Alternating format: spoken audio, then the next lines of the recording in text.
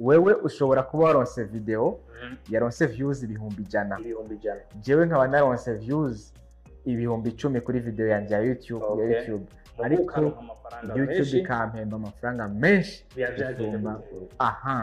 umwanya uno munsi wenyine jewe muradoubt ibintu bihari nk'umuntu yokora kuri YouTube nkavuga ati iyo ibinye ndabimenya nko muri za 2020 hapo 2021 nari vraiment show ku bintu bijanye na how to make money online. So no kuvuga yuko I was really hot. Rero bavuga ati iyo aya ma opportunity hari ubuwe yo kombina content creation na intelligence artificial iyo ndabimenya kiriya gihe bajya abantu rero bose twama tubona tuti barinjiza amafaranga kuri YouTube. Reka tuvuge tuvyeruye tuvuge tuti n'aba diaspora babinjiriza amafaranga. D'abord twamaze kubona akamaro kabyo ebana without eligibility umenye yuko ushaka video yawe zoronke ama views ibihumbi 100 yarabwe n'abarundi uzokwinjiza amafaranga ubusa. So we talk business. Amwina Meta Vision. Sawa. Amoro cyane. How is it brother? Turamutse abadukurikirana ku mbuga zose za we talk business. Amwina Meta Vision. Baramutse cyane aba batugana tubaramutse cyane twagarutse ntahandi nyene kuri we talk business abanwanyi ushobora kudukurikirana bwa mbere subscribe twatuyikeneye like na commentaire bishobotse kugira twumve aho tubonyanyura n'iki bibaza yuko ari bitari bike mwagiye murabona twagiye turanyanyura zero ya commentaire ziwanyu ni iki mushaka yuko twabakorera kigana kitubwiye muri commentaire kugira gento for next abarisha tuzokorera kuko dukorera ku byiyumviro by'iwanyu tukabahereza na twebwe by'iwacu tuba dufise tubona yuko byozana impact nziza kuri mwebwe bantu bacu wala uyu munsi wayagira uyu munsi twashaka kuyagira kuri YouTube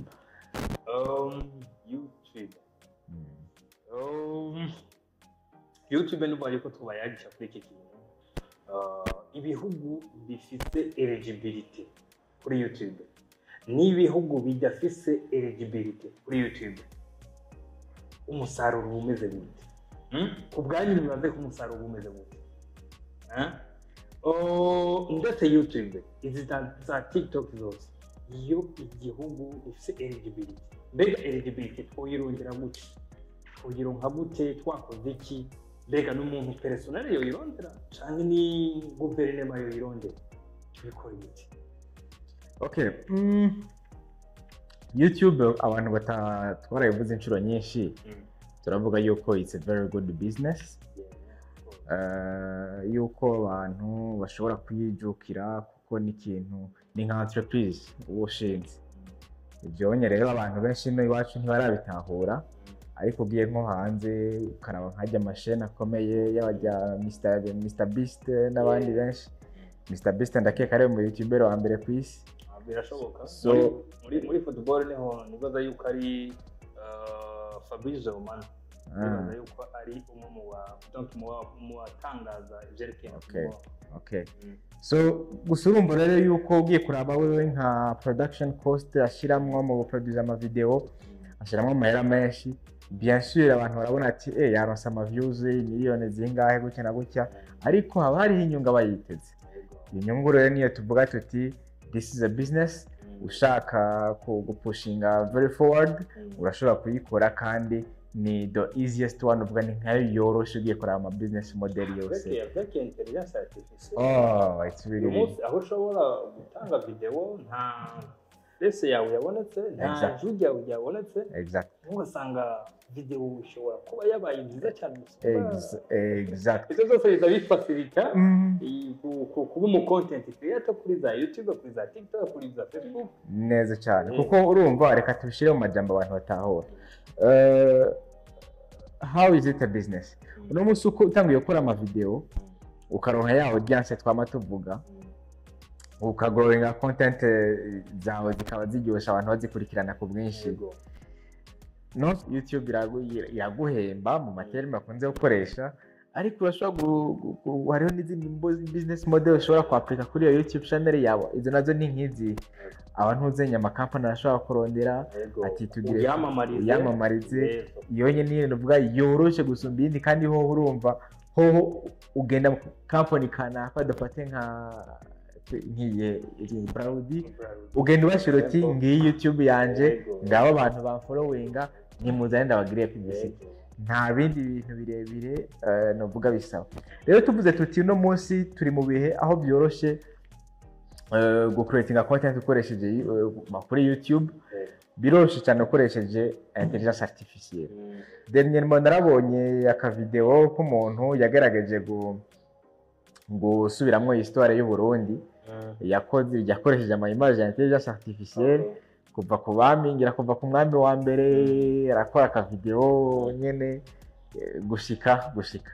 So rero wumve yuko ni ibintu bishoboka cyane, you can do it. Ushobora gukoresha intelligence artificielle mu gukora video creation, ni kuvuga muri video creation. Ushobora kuyikoresha muri scripting, kagufasha mu kugira guscripta ntuzenya YouTube yawe. Rero bice bigaruka yuko uno munsi kuba YouTube ari business model iri applicable, si ibintu twoharira, ahubwo twavuga tuti kuba abantu batarayijukira cyangwa kuba mu bihugu byacu batarayijukira bifise ingaruka izihe, kuba ibihugu byacu bitari eligible bifise ingaruka izihe. Icyo nicyo hanini umuntu yohagarara ko gusumba kuvuga yuko it's a legit or not a legit business.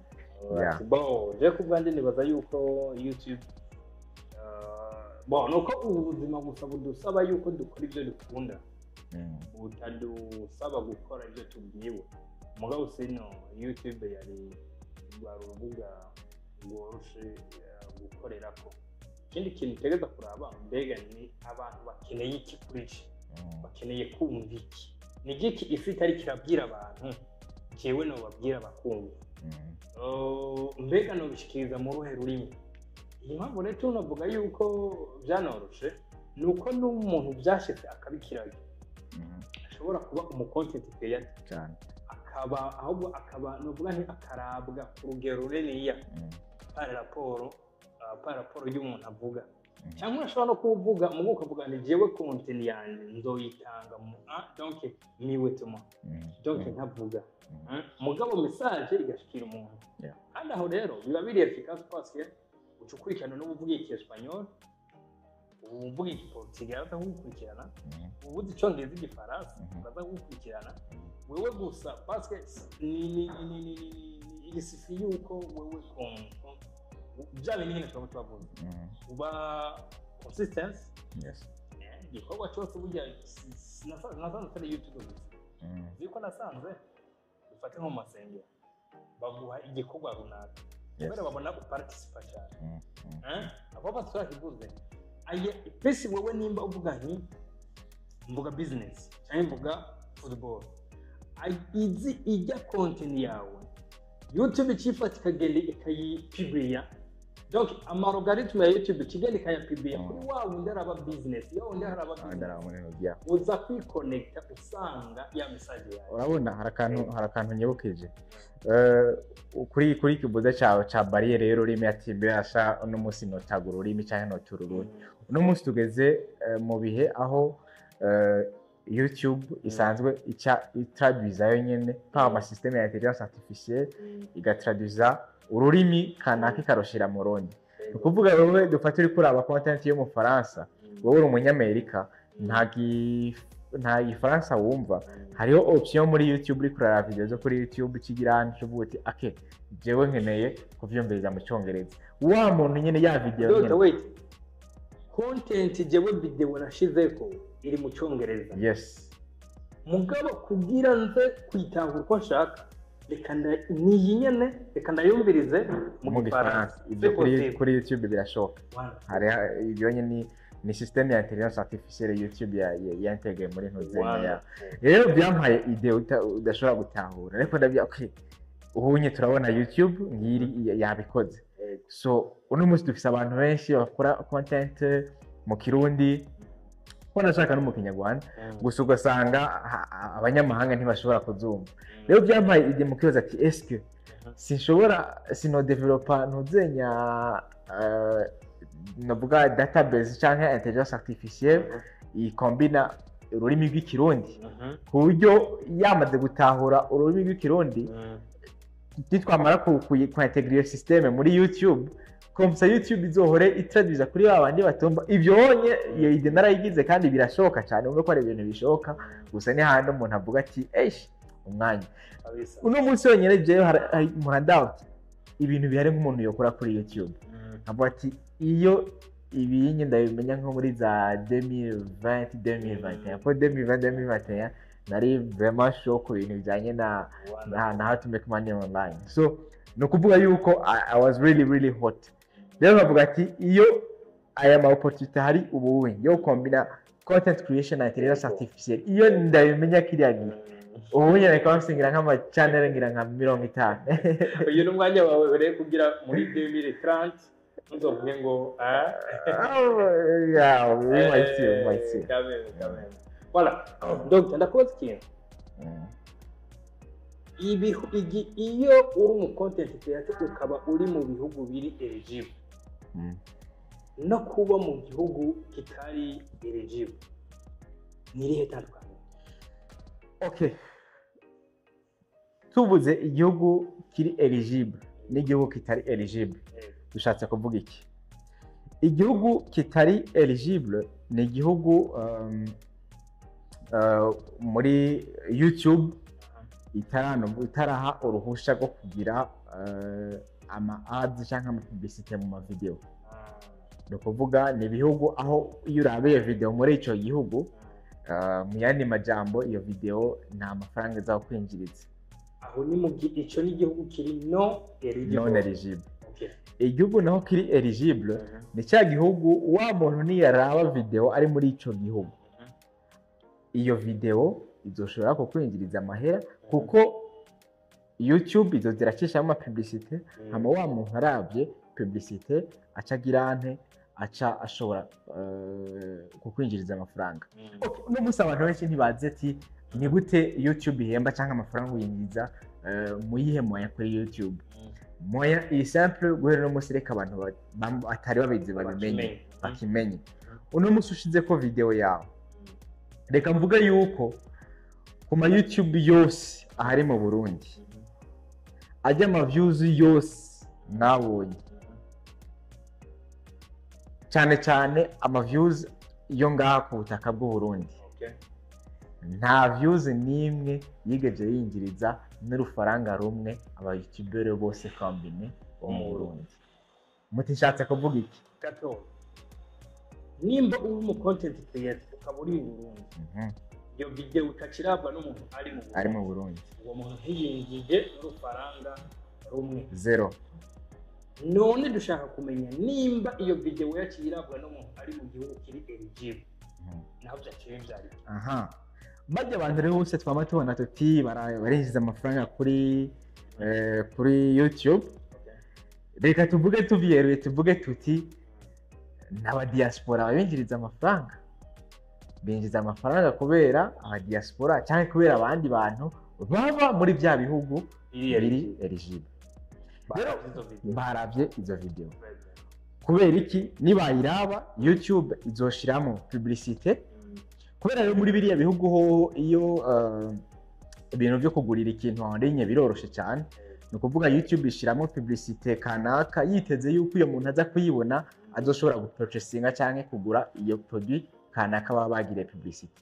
Ariko no munsi twebwe mu bihugu byacu turacyafise ibibazo byo kugura en ligne cyangwa no vuga gupurchasinga en ligne ivyo nyurumva iyo ntabwo ni turayishikako. Rero wumve rero yuko babantu nibayiraba YouTube izoshiramo publicité izemo publicité then okay abantu bavuga ati no nizo publicité bazishiramo byagenze gute ni company kanaka iza kuri YouTube ikavuga ati okay hey Mr YouTube twebwe tugirire publicité nyimba ari umuntu dufate kugira abantu babitahure no muntu company ikora nk'amasostomati ikavuga ati je nkeneye kugira publicité kuri YouTube. YouTube iki gikora ikiraba muri database yayo ikaraba abantu bavuga ibintu byo guteka, irabye abantu bavuga ibintu byo guteka ikivuga ati okay, nimba uyu muntu yaje kuraba video ivuga ibintu byo guteka azoba ari susceptible kugura nitwamwereka sauce tomate kanaka yokoresha. Nuko rero YouTube kiraba wa muntu yaje kugira publicité, okay, zana video ya zana iyo produit yawe tugire publicité muri izi video izi yaba baragiye ibintu hama urihe peut-être amafaranga kanaka. Wewe rero nka nyene video YouTube iguha 20%, YouTube igatwara 80%. So aho rero ni mu bihugu biri muri eligible. Mu bihugu bitari eligible naho wumve yuko n'uruhombo runini cyane. Nyimba video yarabwe n'abarundi ibihumbi amajana 300 na karorero. Ibyo bihumbi amajana 3 non seulement byari kwinjiriza wa mu YouTuber yaba turi mu gihugu kiri eligible, kandi tuvuge yuko byinjiriza ujye mu YouTuber gusa, byinjiriza n'amareta. Of course. Ndi tuvuga iyo nimba hari aba YouTuber ijana mu Burundi, uyu munsi bakaba bashobora kuba ibintu byabo byose birabwa n'abarundi, kuvuga abantu bari mu ruhombo, business yabo iri muri mu ruhombo. Mugabo nimba nigeze kugira ubushakashatsi nsanga iyo uri mu gihugu kiri eligible ukaba ufise YouTube igakwiza hagati views igihumbi, iyo video ikarabwa n'abantu igihumbi, uri mu gihugu kiri eligible uba winjije amafaranga ari hagati y'idolari rimwe n'idolari 5. Byumvikana yuko sumu YouTuber gusa bari karahomba, n'igihugu kiba kiriko kirahomba cyane. Kuko burya ikintu cya mbere igihugu kigwana nacyo nuko pouvoir d'achat y'umunyagihugu yisononora. Mugabo rero ni ukuvuga mu gihe iyo pouvoir d'achat iri kiracinyizwa kubera iyo no eligibility y'izo mbuga, si umuntu gusa bari karahomba. Ubuze akantu gakomeye rekana kadugire ko uno munsi kuba Amerika ari igihugu cya mbere gikomeye ku isi cyangwa cyo gihangange si bindi, ni kubera pouvoir d'achat y'Abanyamerika. Pouvoir d'achat y'Abanyamerika ni société navuga twite gute consommatrice, ni société y'abantu bakonsoma. Mugasi gukonsoma kubera bakonsoma kubera baproduise, hari ibintu bakoze hama novuga ibyo bintu birinjiza amatagisi kanaka mu hiyega cy'igihugu. Rero wumve yuko Abanyamerika baraproduisa cyane then bagakonsoma cyane, no kuvuga amafaranga mu masirikiro. Ariko mu gihe ata production yibaye abantu binjiza amahera ku buryo cyabona yasohora, niko ucubona ibihugu bimeze. Icyo kintu ndakigereranya buryo umuntu afise ingufu kumusaba ingufu biroroshye, mugabo adafise ingufu kumusaba ingufu ntakiza kuronka. No kuvuga iyo abanyagihugu tumva yuko kuba turi mu bihugu biri no eligible haba hari ikintu kininiya cyane turiko turahomba. Ikibazo gikurikirana kugira igihugu kigire eligibility kuri izi mbuga nkoranyambaga za YouTube, za TikTok, za Facebook, ni leta ibishyiramo uruhara n'abanyagihugu babishyiramo uruhara, bigenda gute? Okay, kugira rero igihugu kibe eligible tudabura twamaze kubona akamaro kabyo. Ebana without eligibility umenye yuko ushaka video yawe izoronke ama views ibihumbi 100 yarabwe n'abarundi uzokwinjiza amafaranga ubusa. Hariho n'ikindi kintu uramabara gato cyane ndakigaruka ko abantu benshi bazi yuko ama views ari cyo kintu gihambaye cyane, ngo mujya muntu ngo asigaye ari kuri YouTube ngo reka ndamuhe views ngo ashore. No, menya yuko views ntakisiguye, views ntakivuze kuri YouTube. Wowe ushobora kuronka ama views ibihumbi 100, je nkaronka ama views ibihumbi 10, ariko ugasanga YouTube yampemje amafaranga menshi ugusumba. No kuvuga hari amafaranga subiramo kakana. Uti wewe ushobora kuba waronse video yaronse views ibihumbi 100, jewe nkaba naronse views ibihumbi 10 kuri video yanjye ya YouTube, ariko YouTube ikampemba amafaranga menshi.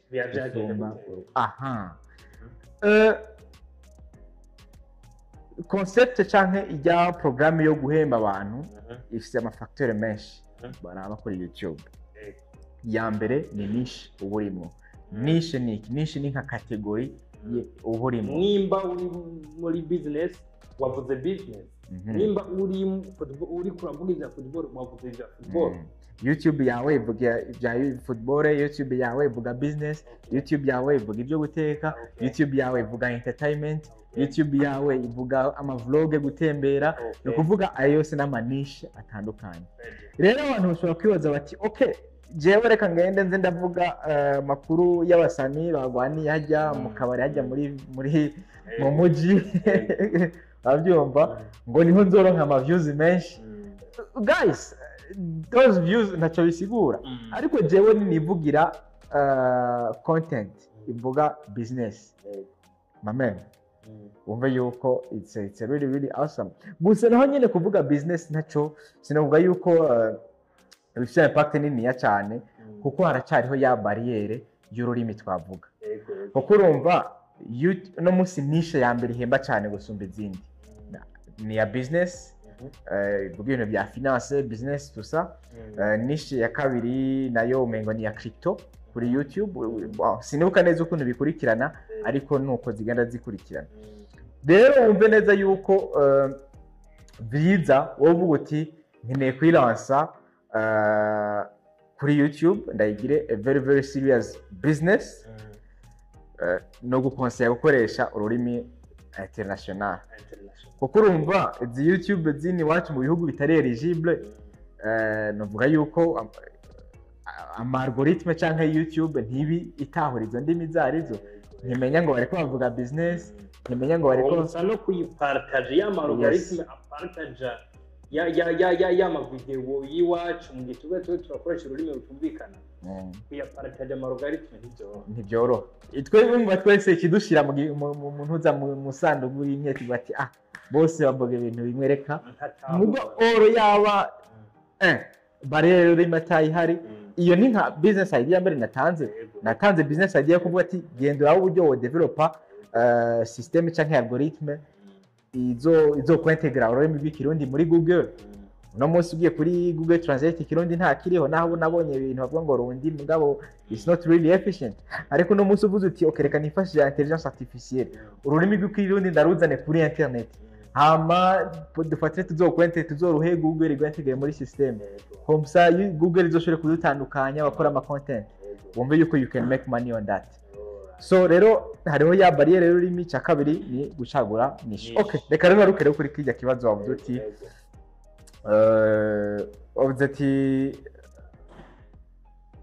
hasabwa iki kugira igihugu runaka gishobore kuba eligible.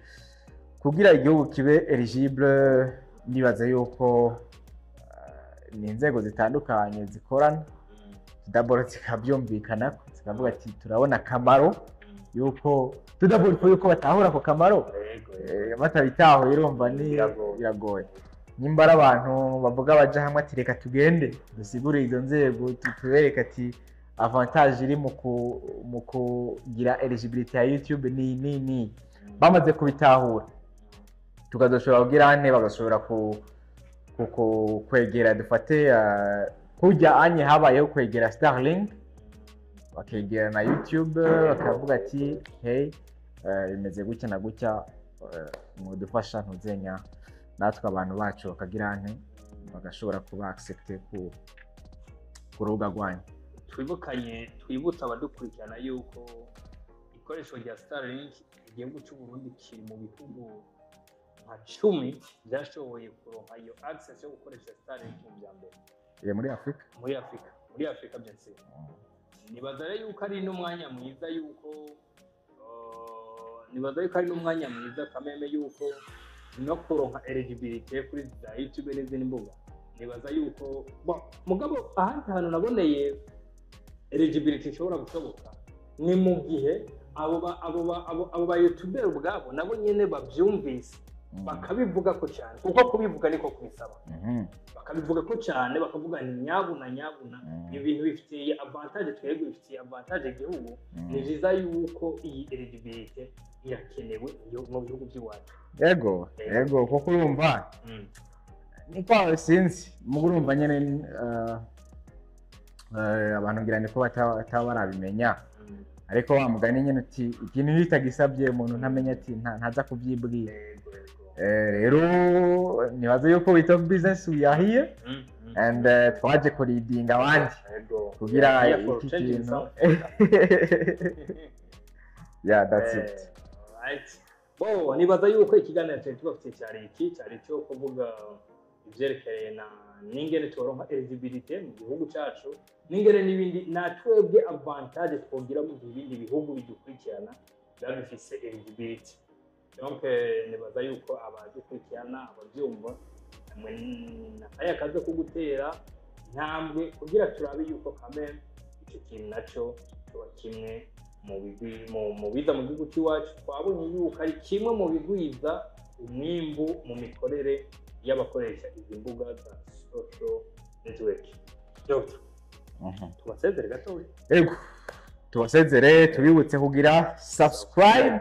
Hama ikindi naco guys nimugire icyo mutubwiye muri commentaire ari inyunganizi cyangwa mubwiye muti okay muri video ikurikira muzotuganiriza ibijanye n'iki ibyo byose we would love to see it. Tubabikunda cyane mutubwire muri commentaire mutubwire n'icyo mwifuza kubaganiriza cyangwa twoyaga ko muri video ikurikira.